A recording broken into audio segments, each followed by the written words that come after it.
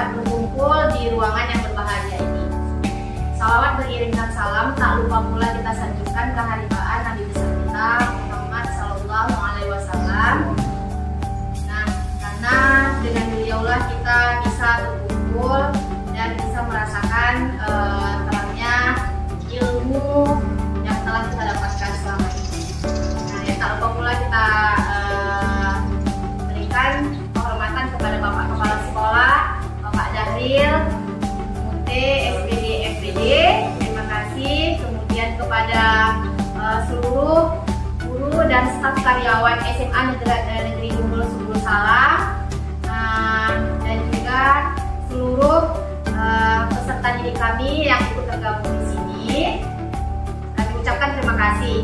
Nah, di sini kami akan menunjukkan hasil pendidikan kami selama 2 bulan dalam guru penggerak, tergabungnya di dalam pendidikan guru penggerak ini. Nah, ini merupakan aksi nyata kami di modul 1.4 yang nanti akan kami sampaikan yaitu oleh Pak Julpatri, kemudian oleh Bu Indra Yani, dan saya sendiri oleh Bu Nova Nidiawati. Nah, ini merupakan diseminasi kami yang nantinya akan kami berikan ataupun kami sampaikan, bukan maksud dalam menggurui Bapak Ibu sekalian, tetapi kita saling saling sharing dan diskusi. Nah, di sini apa yang kami dapatkan selama kami di dalam pendidikan akan kami berikan dan kami sampaikan kepada Bapak Ibu sekalian, agar sekiranya nanti bisa diaplikasikan barangkali di dalam kelas dan nanti bisa kita wujudkan untuk lingkungan sekolah kita yang lebih baik lagi. Nah, di sini nantinya bukan hanya ini saja yang akan kami sampaikan. Ini merupakan hasil pendidikan kami selama 2 bulan. Nanti akan dilanjutkan dengan pendidikan yang beberapa bulan lagi. Nanti akan kami berikan juga kepada Bapak Ibu sekalian, sebagaimana yang telah kami berikan pada hari ini. Nanti akan kami lanjutkan kembali apa yang kami dapatkan. Nah, saat ini kami memberikan beberapa materi termasuk di budaya positif, keyakinan kelas, nanti ada restitusi, 5 posisi kontrol. Nah, itu yang sudah kami dapatkan di dalam modul 1.4 ini, dan nanti akan kami paparkan masing-masing dari kami. Nah, sekiranya Bapak Ibu untuk mendengarkan secara saksama. Baiklah, yang pertama sekali akan disampaikan oleh Pak Julpatri. Kepada Pak Julpatri kami persilakan. Budaya positif adalah sebuah nilai kebajikan yang menjadi keyakinan dan pada akhirnya menjadi karakter atau ciri khas dari sebuah komunitas. Artinya, budaya positif ini akan timbul di sekolah kita dan menjadi ciri khas dari sekolah kita nanti. Nah, untuk melahirkan budaya positif itu tentu perlu ada disiplin positif dari semua siswa yang ada di SMA Negeri ini. Kemudian ada motivasi perilaku manusianya. Motivasi perilaku manusia itu berkaitan dengan ada yang motivasi berdasarkan dari dalam diri pribadi masing-masing.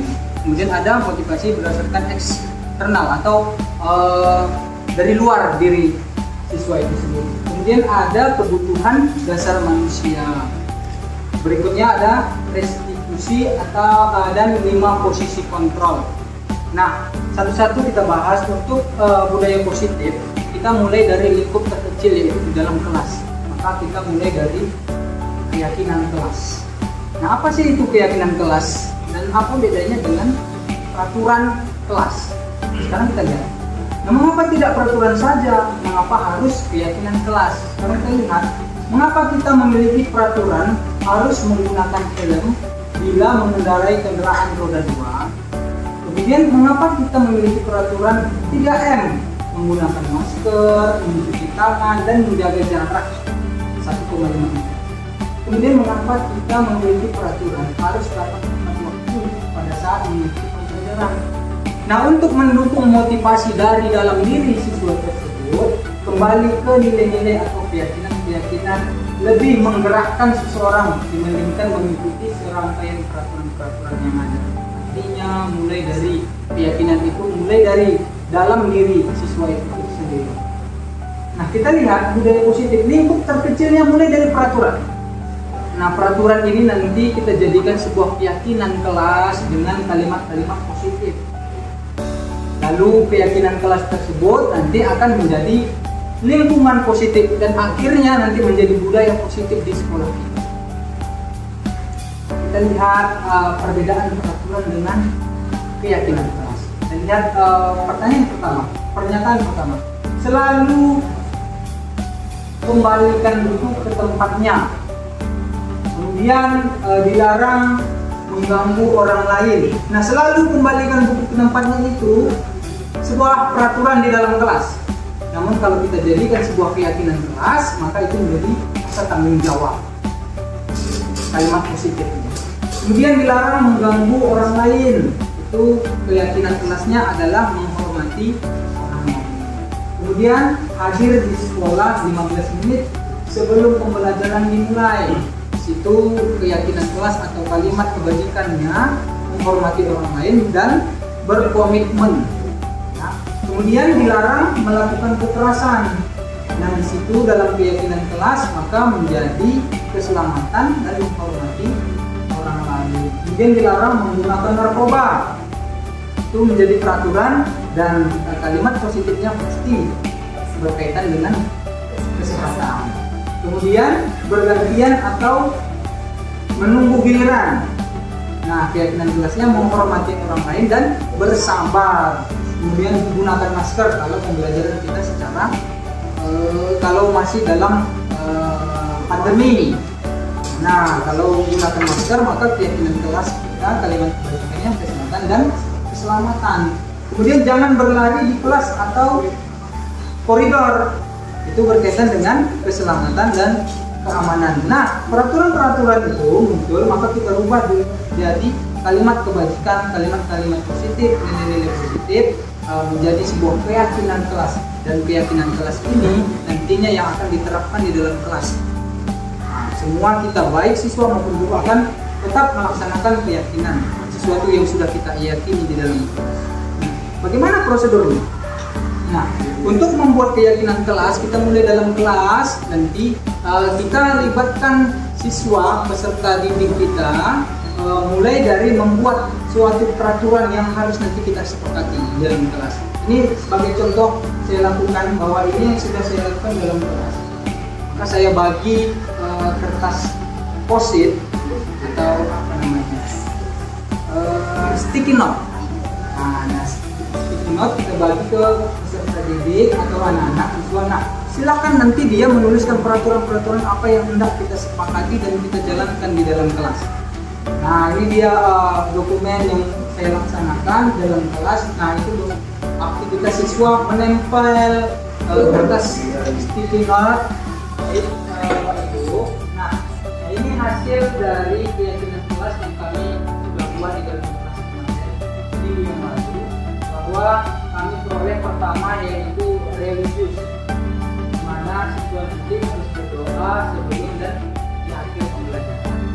Kemudian yang kedua yaitu ketepatan waktu. Ketiga, saling menghormati. Empat, nanti integritas akademik, artinya berpartisipasi aktif dalam pembelajaran.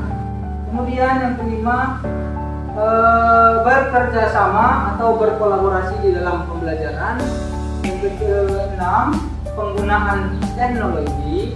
Ini nanti dalam kelas kami sepakati dan kami yakini bahwa ada suatu saat nanti kami gunakan media pembelajaran. Kemudian menjaga kebersihan lingkungan, artinya urusan sampah, kebersihan dalam kelas itu harus kami yakini bahwa itu tidak ada. Kalau ada sampah di dalam kelas maka harus selalu dibersihkan. Kemudian di akhir kami ada meyakini bahwa keamanan di dalam kelas itu tidak ada saling mengganggu di antara siswa. Nah, itu keyakinan kelas yang kami bentuk, yang sudah kami laksanakan, kami jalankan dalam kelas. Nah, pertanyaannya, apakah keyakinan kelas hanya sebatas 9 poin saja?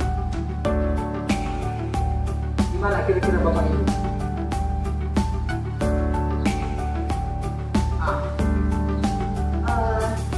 Terima kasih Pak Gibran.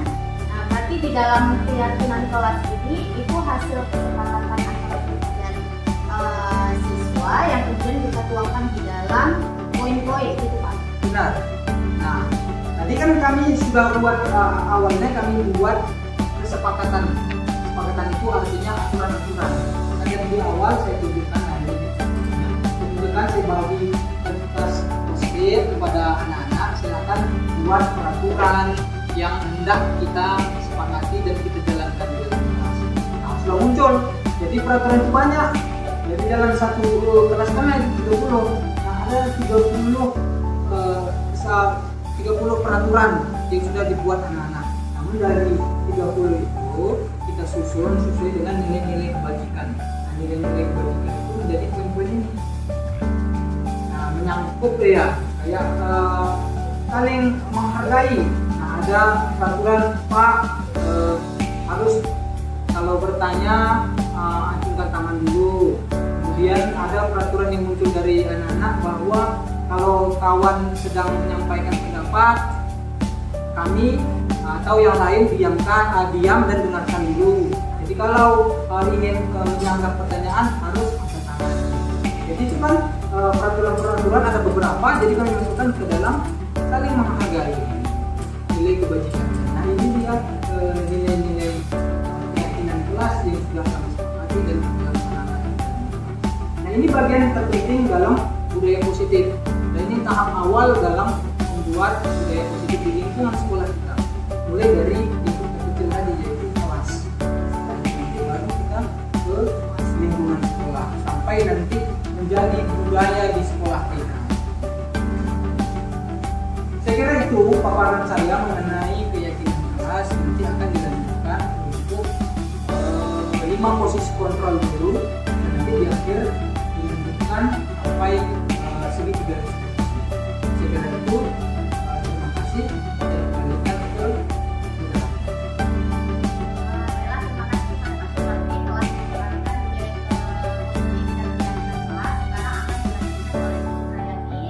yaitu di 5 posisi kontrol. Kepada Bu Indrayani kami persilakan. Terima kasih Bu Nova sudah mempersilakan saya. Akhirnya ada kesempatan saya untuk berbicara.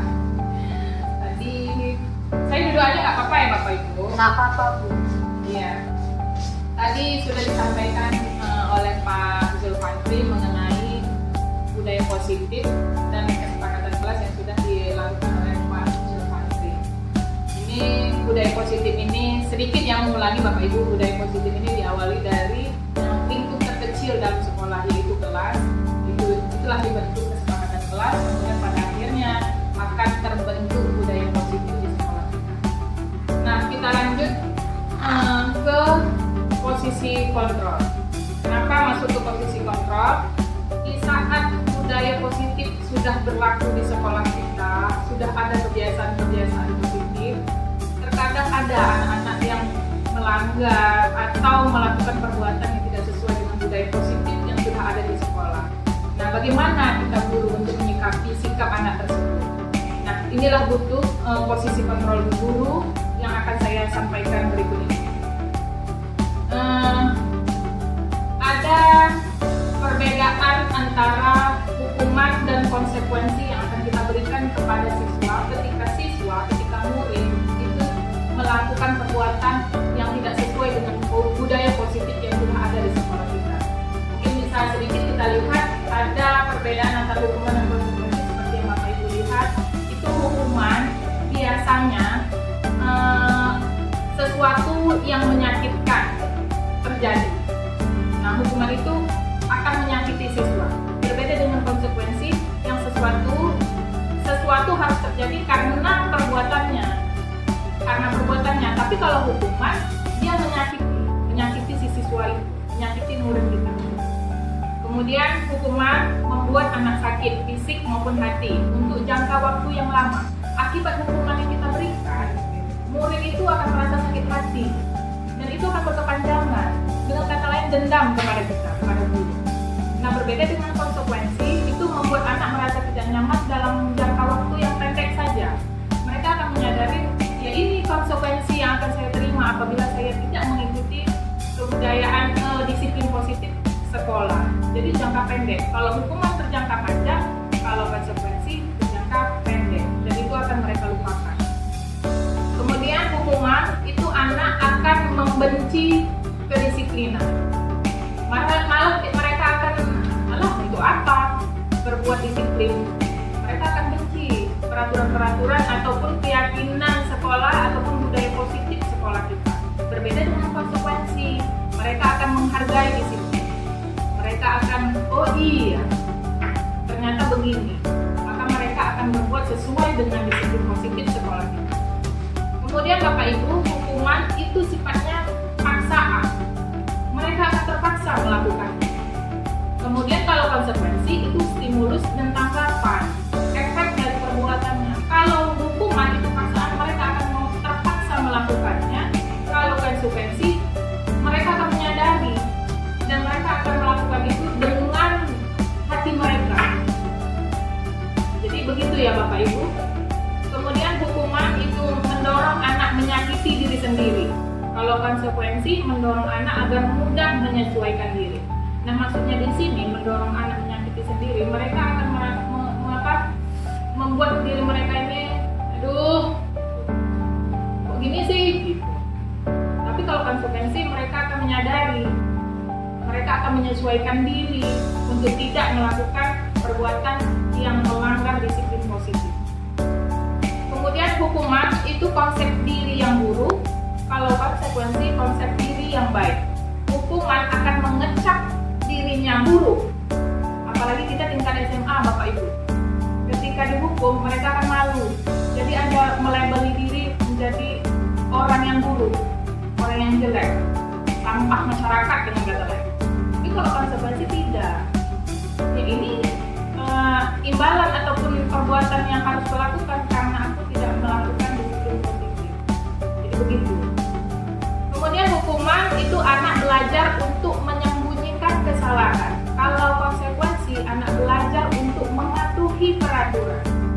Nah, kalau hukuman kita kan sering ketemu ada anak gitu kan, ada misalnya nyontek gitu. Itu kan tidak sesuai dengan kesepakatan kelas nyontek. Ketika kita tanya apa yang kamu lakukan, mereka menyembunyikan. Enggak nyontek, enggak nyontek. Padahal sebenarnya dia nyontek karena takut dihukum.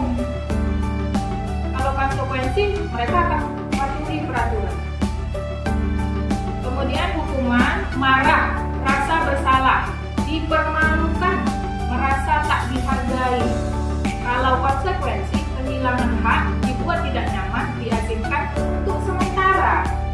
Jadi dia tidak berlanjutan. Ketika hukuman memang saat itu, tapi efeknya tadi seperti yang pertama tadi. Yang kedua, maaf itu membuat anak sakit fisik maupun hati untuk jangka waktu yang lama. Jadi itu perbedaan. Mungkin bisa disadari ya Bapak Ibu, selama ini kita telah memberikan hukuman atau konsekuensi selama ini. Ya kita jawab dalam hati lah mungkin ya Bapak Ibu. Oke, kita lanjut. Itu tadi perbedaan antara hukuman dan konsekuensi ya Bapak Ibu. Kita lanjut ke posisi kontrol. Posisi kontrol. Bisa mungkin Bapak Ibu baca terlebih dahulu. Ada hukuman dan konsekuensi, dan kita mungkin menyadari dalam diri refleksi masing-masing Bapak Ibu yang kita berikan hukuman atau konsekuensi. Nah, di sini ada 5 posisi kontrol. Posisi kita sebagai guru untuk menyelesaikan masalah yang ada pada murid. Nah, di sini ada posisi kontrol sebagai penghukum. Ada posisi kontrol sebagai pembuat orang merasa bersalah, posisi kontrol teman, pemantau, dan manajer. Mana yang paling baik kita bahas sama-sama di sini.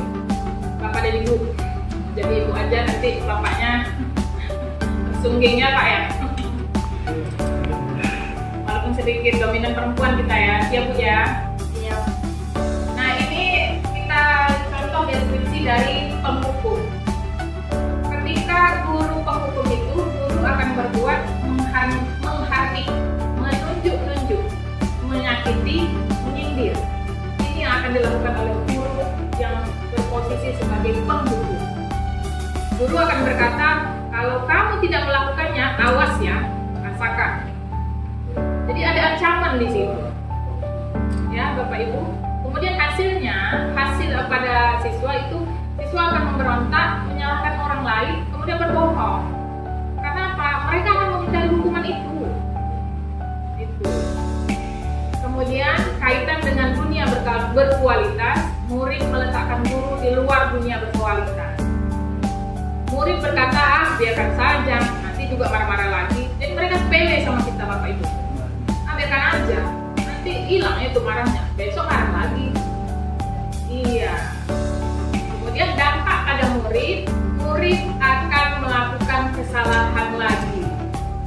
Udah dihukum, udah kok, aku sekarang udah dihukum, besok buat lagi. Itu ketika kita menjadi guru yang pengguru. Nah, kemudian ini membuat orang merasa bersalah. Ketika kita menjadi pembuat orang merasa bersalah, guru akan berbuat ceramah dan mengatakan seharusnya ibu kecewa sama kamu. Ada kata-kata itu. Bapak kecewa sama kamu. Itu membuat orang merasa bersalah.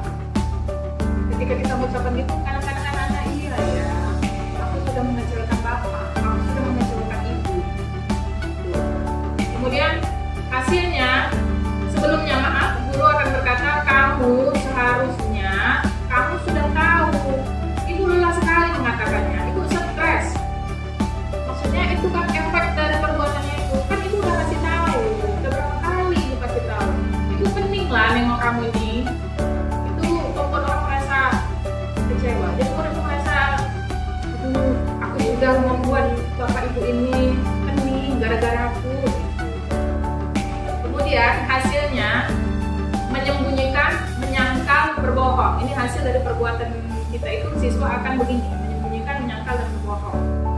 Kemudian kaitan dalam dunia berkualitas, murid meletakkan guru di dalam dunia berkualitas karena dia menghargai sebenarnya, menghargai gurunya. Kemudian murid berkata, maafkan saya karena sudah melakukan kesalahan dan membuat ibu pusing, dan membuat ibu stres, membuat bapak ibu stres. Tapi efeknya siswa akan menahan diri, aduh gimana ya, merasa bersalah, aduh gimana. Itu dia. Bagaimana Bapak Ibu? Dalam dua ini Anda merasa seperti itu?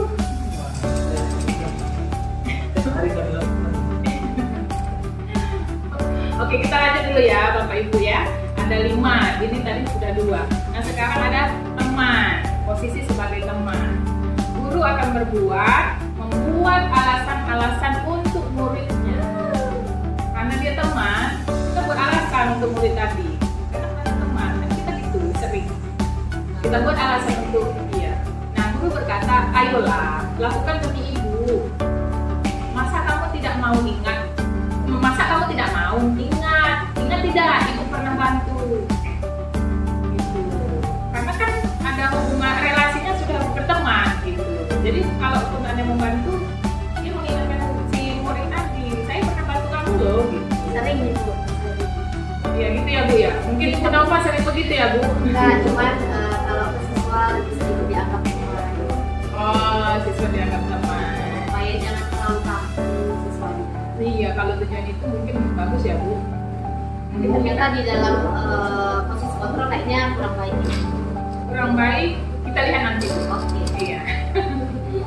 Kemudian hasilnya siswa akan ketergantungan sama kita. Karena kan di backup terus. Tadi kan awalnya membuat alasan untuk muridnya, jadi di backup terus. Kemudian kaitan dengan dunia berkualitas, murid meletakkan guru sebagai orang yang sangat penting di dunia berkualitas. Karena apa? Karena sudah ketergantungan tadi. Kemudian murid akan berkata, saya pikir bapak dan ibu teman saya. Ternyata begitu. Ternyata begitu ya Bu.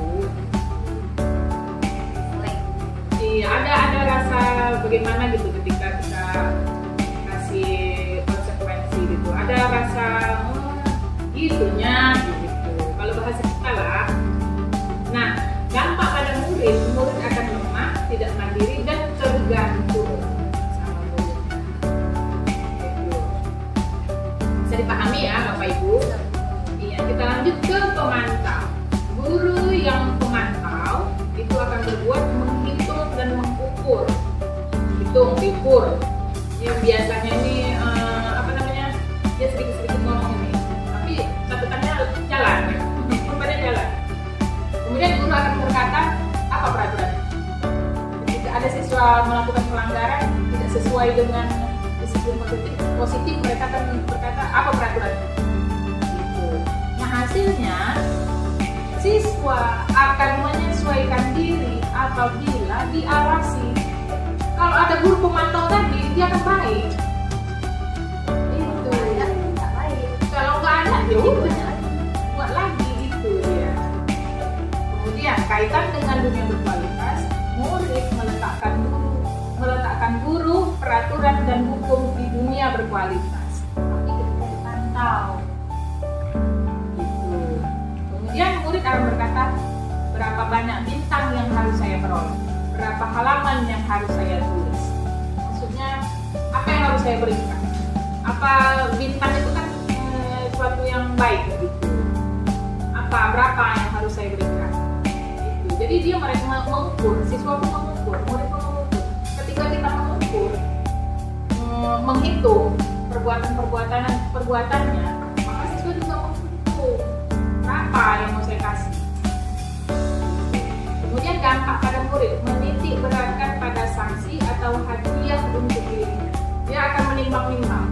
Kalau sanksinya begini atau hadiahnya begini. Kalau aku berbuat baik, maka aku akan peroleh penghargaan. Kalau aku berbuat menyalahi aturan, maka aku akan diberikan sanksi. Dan dihitung sanksinya apa? Karena tadi seperti yang tadi, apa peraturannya? Guru sudah menekankan ini peraturannya ini, maka konsekuensinya ini. Maka siswa akan menghitung. Itu dia Bapak Ibu. Nah, yang terakhir ini posisi sebagai manajer.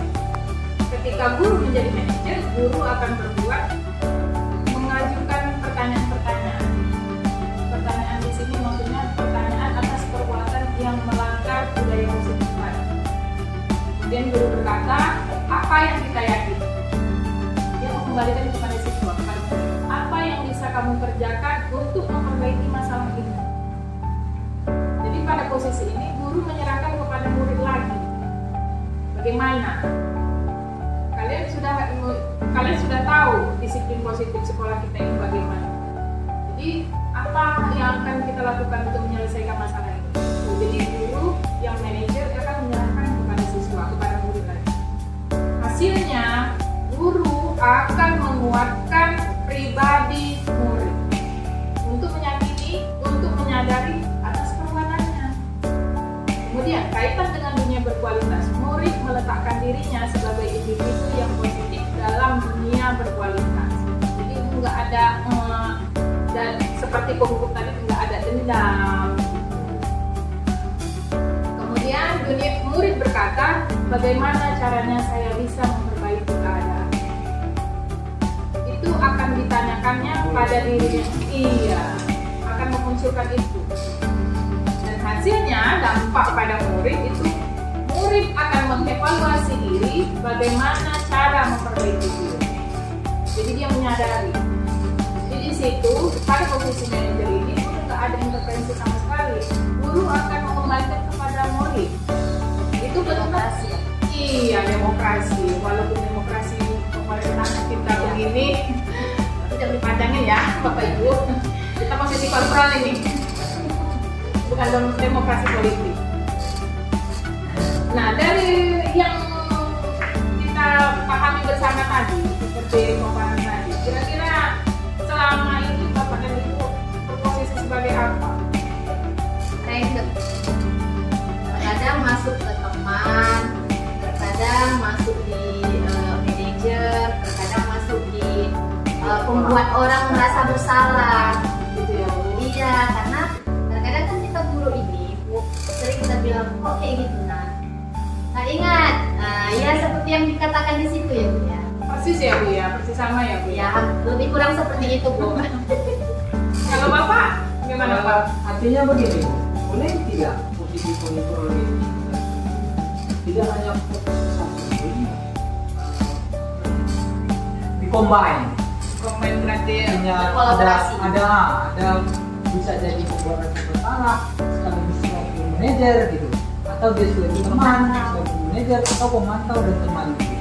Boleh nggak dua atau lebih lah misalnya posisi seperti itu? kalau saya ya Bapak dan Ibu dan kita sama-sama karena kita ini tingkat SMA, saya rasa memang harus lebih dari satu. Tapi yang harus kita pegang apa Bu? Pas posisi kontrol. Manajer. Manajer. Iya. Kita harus manajer. Nah yang lainnya asal jangan penghukum ya Bapak dan Ibu. Yang lainnya silakan contoh, pemantau. Ketika kita berhadapan dengan siswa SMA, kita harus pantau dulu. Kita harus selalu buktikan dulu. Kita ukur kesalahannya. Kita ukurnya bagaimana kita catat bukti. Karena tingkat SMA ini kan mereka kritis Bapak dan Ibu. Jadi pemantau dan manajer atau teman dan manajer seperti Ibu tadi bilang supaya nggak terlalu kaku. Jadi dia teman. Jadi sebagai teman dan manajernya jangan lupa. Tetap itu yang kita memposisikan diri kita itu sebagai manajer. Gitu ya Bapak dan Ibu ya. Nah ini mungkin pernyataan-pernyataan iya di antara posisi kontrol tadi. Bagaimana Bu, Bapak dan Ibu? Saya kecewa sekali dengan kamu. Itu posisi kontrol apa? Membuat orang merasa bersalah. Kamu tidak pernah benar melakukannya. Itu sebagai hukum. Ayolah lakukan demi Ibu, lakukan demi Bapak. Itu sebagai teman. Apakah kamu mau mendapatkan stiker bintang hari ini? Itu sebagai pemantau, karena diukur, karena tadi kan dia mengharapkan imbalan. Bagaimana kamu bisa menyelesaikan masalah ini? Itu sebagai manajer, karena kita mengembalikan kepada murid. Kamu selalu yang paling terakhir. Itu sebagai penghukum, karena dia menghardik. Lagi dengan intonasi yang keras. Iya, itu berefek loh sama siswa sama muridnya Bapak Ibu. Kayaknya lingkungan kita udah kayak gitu. Oh gitu ya. Tapi mudah-mudahan dengan posisi kontrol ini berubah ya Bapak Ibu. Siap. Ini sedikit bergerak antara ada peraturan, ada yang memantau. Kalau hasil pantauan itu bisa diberikan konsekuensi atau hadiah. Tapi kalau dia manajer, nilai-nilai tadi budaya positif, nilai-nilai kebajikan universal. Kemudian kalau kita posisinya sebagai manajer, maka siswa ataupun akan mengikuti. Itulah yang bisa saya sampaikan sebagai 5 posisi kontrol. Saat inilah ini hanya diskusi, apabila nanti ada yang ditanyakan boleh ditanyakan sama saya, boleh sama kawan-kawan yang lain yang itu juga boleh. Nanti saya tadi udah disampaikan sama moderator, saya posisi kontrol aja karena ada segitiga restitusi lagi, itu akan disampaikan oleh Bu Nova ya Pak ya. Oke lah, sampai di sini. Nanti kalau ada pertanyaan silakan ditanyakan sama saya ya Bapak Ibu. Sekian Bu Nova, saya kembalikan. Baiklah, terima kasih kepada Bu Itra. Tadi yang kedua sudah dijelaskan 5 posisi kontrol. Jadi Bapak Ibu sudah tahu memposisikan dirinya di bagian mana. Nah berarti boleh dikolaborasikan Bapak Ibu ya, boleh, silakan saja. Tetapi untuk manajernya jangan ditinggalkan. Silakan mau digabungkan, apakah di tim pemantau, apakah nanti di bagian teman. Kalau teman saya rasa itu tidak bisa kita tinggalkan supaya siswanya tidak terlalu merasa digurui ataupun merasa kaku gitu ya, supaya ada ikatan antara ibu dan anak gitu ya, antara bapak dan anak gitu ya. Itu ya Bapak Ibu ya. Kalau saya lebih sering memposisikan diri saya sebagai teman kepada anak, tapi terkadang memang saya memposisikan diri saya sebagai orang tua gitu, supaya anak-anak ini lebih dekat, lebih mau cerita gitu ya. Jadi anak-anak lebih terbuka sama kita sebagai guru. Nah, baiklah, sekarang kita masuk ke segitiga restitusi.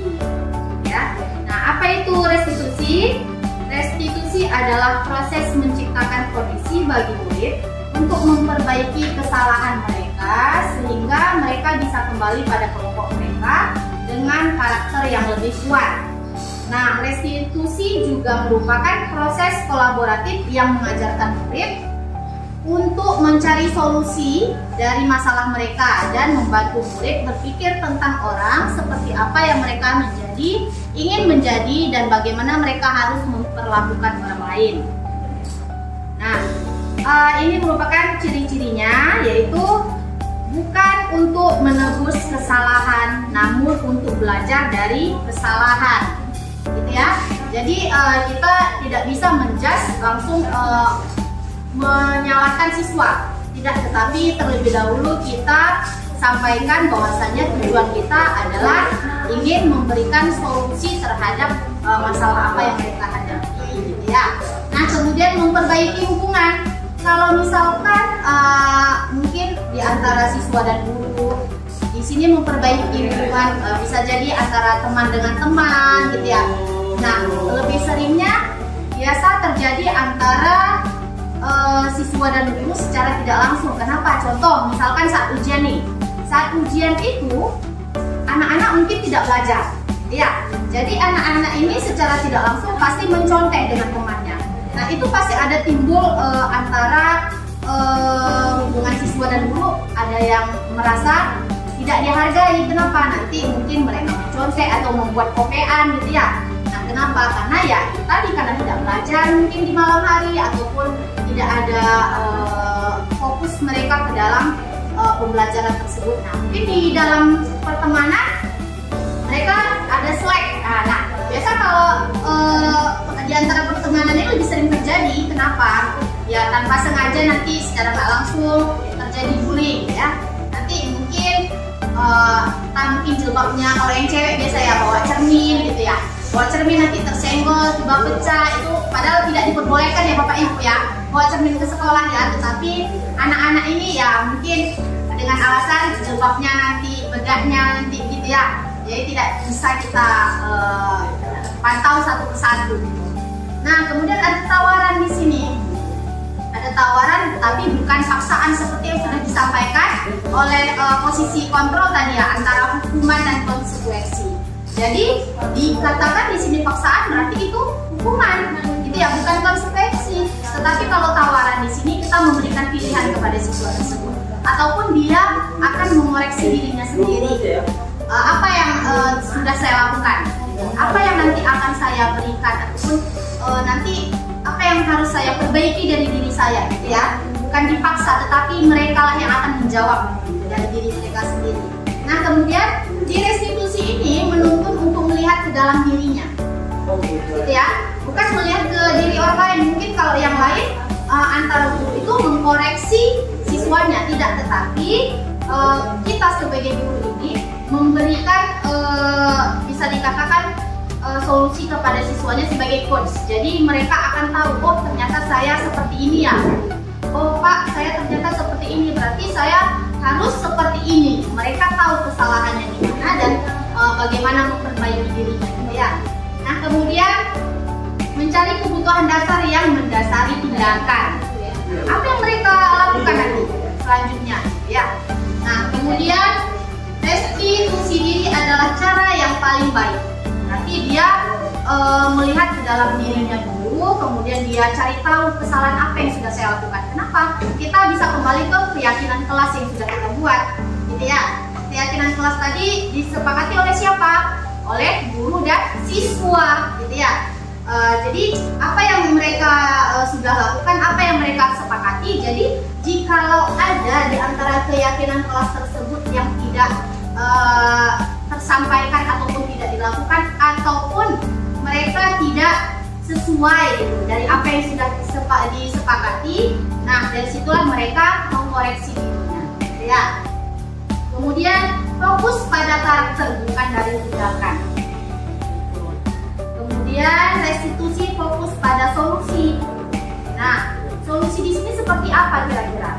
Kalau misalkan siswanya saat kita panggil nih, saat kita tanya, ataupun tadi di posisi kontrol itu ada 5 gitu ya, ada sebagai pemantau, teman, pembuku, kemudian ada manajer, kemudian pembuat merasa bersalah. Nah, di sini di bagian mana? Apakah kita di tim bagian pemukul ataupun di bagian manajer? Nah, pas di bagian pemukul mungkin kita sebagai guru nanti akan menyampaikan ke wali kelas. Nah, berarti wali kelaslah nanti yang akan memberikan solusi kepada siswa tersebut. Apa yang harus dilakukan? Kira-kira siswa tersebut saat dipanggil tahu nggak apa kesalahannya itu? Sebenarnya ada apa Bapak, ada apa Ibu gitu ya saat kita panggil. Mungkin pun dengan saat kita memanggil siswa tersebut mereka sudah menyadari kesalahannya ya, tanpa kita beritahu, jadi mereka sudah tahu gitu dari dirinya apa sebenarnya. Kemudian restitusi, mengembalikan murid yang berbuat salah pada kelompok. Nah, dikembalikan supaya siswanya itu nanti mengetahui apa sebenarnya yang akan dilakukan di kemudian hari dan kembali keyakinan kelas masing-masing ya. Nah, di sini ada beberapa tahap dalam membuat restitusi gitu ya. Yaitu pertama sekali menstabilkan identitas.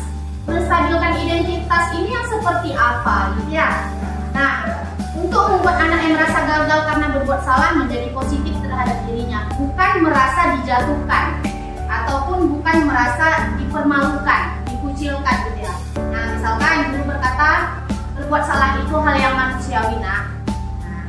Nah, itu kata-kata sepertinya bisa ke hal yang lebih positif dan anak-anak tidak terlalu merasa dipermalukan gitu ya. Nah, tidak ada manusia yang sempurna. Kata-kata itu bisa kita sampaikan kepada siswa agar siswa tersebut merasa oh ternyata seperti ini ya gitu ya. Berarti kesalahan ini yang sudah saya buat kedepannya tidak boleh saya ulangi kembali gitu ya. Nah, kemudian Bapak Ibu juga buat salah. Nah, kita memberitahu, nah tidak hanya kamu saja, mungkin pun Ibu juga pernah berbuat salah. Nah, di sini sama-sama. Nah, coba kita ya bisa sebagai saling menasehati lah di sini ya. Artinya kita sampaikan, jangan dia merasa dipojokkan. Nah, kemudian kita pasti bisa menyelesaikan permasalahan ini. Kita beritahu tidak ada masalah yang tidak bisa diselesaikan. Bisa jadi anak tersebut merasa, kok saya seperti ini ya? Kayaknya ini masalahnya sudah fatal, gitu ya, Bapak Ibu ya. Jadi jangan sampai anak tersebut merasa terlalu merasa bersalah terhadap apa yang sudah dilakukan, tidak. Tetapi bagaimana cara siswa tersebut bisa menyadari kesalahan apa yang sudah dia buat dan bisa diselesaikan dan tidak akan diulangi kembali, gitu ya.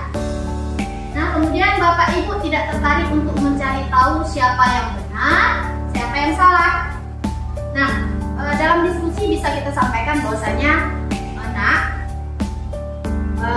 Ibu tidak mau mencari siapa yang salah, siapa yang benar, gitu ya Bapak Ibu ya. Tetapi di sini kita fokus kepada apa yang sudah kamu buat. Nanti kira-kira kamu sadar nggak? Kayaknya bahasa seperti itu lebih santun ya, lebih anak pun merasa lebih dekat kepada kita, nanti bisa masuk ke kontrol teman. Nah, gitu ya Bapak Ibu ya. Nah, kemudian kalau kamu menyalahkan dirimu sendiri terus-menerus, apakah kamu bersikap baik pada dirimu sendiri? Nah, jadi nanti dia merasa dihukum. Nah, kenapa? Karena merasa mungkin dipermalukan. Salah satunya ya. Nah, itu untuk menstabilkan identitas. Nah, setelah menstabilkan identitas, lanjut ke validasi kebutuhan. Nah, di validasi kebutuhan ini membantu siswa mengenali basic need atau kebutuhan yang ingin dipenuhinya ketika melakukan kesalahan itu. Nah, di sini guru bisa berkata, kamu bisa saja kan melakukan hal yang lebih buruk, tapi kamu tidak melakukannya kan? Nah, kita jangan langsung menjudge anak itu, kenapa dilakukan seperti itu nak? Kenapa kamu begitu? Tidak, tetapi nak, ibu bangga. Kenapa kamu bisa menahan emosimu? Nah, kalau misalkan dia mungkin ada permasalahan dengan temannya gitu ya, nanti kita bisa mengatakan, nak, apa yang sudah kamu lakukan tadi, gimana kira-kira perasaanmu. Nah gitu, nanti itu bisa kita sampaikan ya. Nah kemudian kamu pasti punya alasan mengapa kamu melakukannya gitu, bisa kita sampaikan seperti itu nanti. Kira-kira dia pasti punya alasan kenapa, mungkin karena emosi, karena rasa marah. Nah setelah dia mengatakan itu, ada rasa plong mungkin dari hatinya ya Bapak Ibu ya. Tapi nanti setelah mereka berkata itu, baru kita beri wejangan nanti kepada siswanya gitu. Nah apa yang penting bagi kamu? Nah kita artinya bukan memberikan pilihan, tetapi kita beritahu. Kira-kira kalau misalkan kasus tadi cermin mereka bawa di kelas, jadi di antara salah satu mereka memecahkan gitu ya, apalagi temannya kompak ataupun satu geng. Nah kira-kira kamu pilih teman atau cerminmu gitu ya. Mungkin kalau Bapak Ibu di antara kawan di kantornya kayaknya sepele kali kalau masalah cermin ya. Nah mungkin masalah pulpen bisa, spidol mungkin ya Bapak Ibu ya. Nah penting mana? Pulpen atau temanmu? Pulpen ya. Kalau teman bisa cari, oh enggak ya. Kayaknya kalau kita di ruang kantor gitu ya, teman itu lebih dari segalanya gitu ya Bapak Ibu ya. Iya. Nah kemudian kamu boleh tetap berusaha menjaga sikap itu, tapi tambahkan sikap yang lain yang baru. Misalkan, nah Ibu salut kenapa kamu bisa meredam, ataupun kamu bisa lebih sabar gitu ya. Tidak langsung membalas, ambil cerminnya si kawan langsung dipecahkan, tidak, tetapi kamu hanya kesal, cuma marah, tetapi kamu redam atau kamu cuma diam, menahan dengan muka marah ya, kita kasih mereka apresiasi ya. Nah kemudian maukah kamu belajar cara lain untuk mendapatkan yang kamu butuhkan tanpa harus memukul. Kalau misalkan dia menyakiti secara fisik ya, kita beritahu cara lain kan bisa gitu. Apa yang bisa mereka lakukan? Kalau itu sampai menyakiti fisik, kalau tidak perlu disampaikan ya. Kemudian apakah kamu bisa melakukan dengan lebih baik besok lagi? Nah artinya apabila suatu ataupun di kemudian hari dia melakukan kesalahan kembali, kira-kira kesalahan ini tidak boleh diulangi. Kalau tadinya mungkin dia marah-marah, berarti dia harus lebih sabar gitu ya. Jangan sampai merocos, nanti kan ya namanya kita manusia pasti ada rasa sakit hati gitu ya, tidak sakit hati. Nah kemudian yang terakhir, langkahnya menanyakan keyakinan. Nah nanti kita tanyakan apa nilai yang kita percaya di kelas. Nah, kita kembalikan, kita di kelas itu punya keyakinan kelas. Kira-kira keyakinan kelas apa yang sudah kita sepakati? Tadi mungkin ada menghargai orang lain gitu ya Bapak Ibu ya. Kemudian apalagi tanggung jawab, disiplin gitu ya. Sebenarnya kita sudah tahu membawa cermin itu tidak diperbolehkan, berarti kita harus sadar gitu ya. Maka tidak hanya teman yang salah, tetapi saya juga bersalah. Tanggung jawab, mungkin si teman tadi kita harus sampaikan, si teman tadi bisa jadi ingin mengganti gitu ya cermin si kawan yang sudah dipecahkan. Nah tapi ya mungkin si kawan karena sudah merasa bersalah, sudah tahu di mana posisinya, ya nggak usah lah, nanti kita makan bakso sama-sama misalkan gitu ya, karena efek siang ya Bapak Ibu ya, lapar. Kemudian, nah kamu ingin jadi anak yang seperti apa? Ya, mau jadi yang seperti apa nanti? Bisa jadi ya pasti jadi anak yang soleha, ya nggak mungkin enggak ya Bapak Ibu ya. Tapi apa yang mereka inginkan itu akan disampaikan oleh mereka. Jangan kita yang memberikan, tapi mereka lah yang akan menyampaikan apa yang ingin mereka sampaikan gitu ya. Kemudian apa yang kamu rasakan ketika kamu melakukan itu? Kamu menjadi orang yang seperti apa? Nah, kita sampaikan. Kira-kira setelah kamu lakukan itu gimana? Imbasnya seperti apa? Nah, nanti efeknya seperti apa? Dampaknya seperti apa? Itu harus kita sampaikan. Nah, kita yakinkan kembali.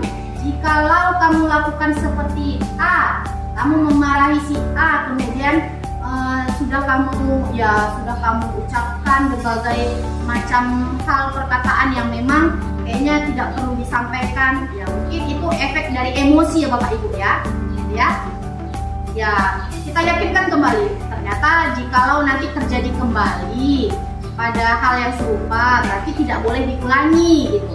Nah kedepannya harus lebih sabar gitu ya, menahan emosi, jangan sampai marah-marah, tetapi kamulah yang lebih berhati-hati. Letakkan Ya kalau bawa cermin, bawa lip, bawa bedak atau apa, simpan di tempatnya. Yang mungkin tadi temanmu menjatuhkan itu atau memecahkan itu tanpa sengaja gitu ya. Nah, sudah itu saja. Saya rasa kalau untuk restitusi itu ya lebih ke kita sebagai guru ini tanyakan kembali kepada siswanya. Jangan kita yang memberitahu, tetapi berikan kembali keyakinan. Tanyakan kembali kepada siswanya apa yang terjadi, kenapa dilakukan, gitu ya. Nanti kira-kira setelah ini kamu ingin apa? Nah, bisa jadi kalau tadi dia mencontek, kemudian dia tadi berselisih paham dengan temannya, dia akan sadari, oh saya harus minta maaf Bapak Ibu, saya harus menyampaikan sebenarnya saya tidak boleh seperti ini Bapak Ibu. Jadi jangan dari kita sebagai guru, tetapi kita harus meyakinkan siswanya, kita sampaikan kepada siswanya gitu ya. Nah, seperti sistem demokrasi tadi, dari siswa untuk siswa, dan itu bisa menguatkan dirinya. Gitu ya Bapak Ibu ya. Saya rasa cukup ya dari saya. Jika ada yang ingin ditanyakan, boleh ditanyakan kepada kami gitu ya.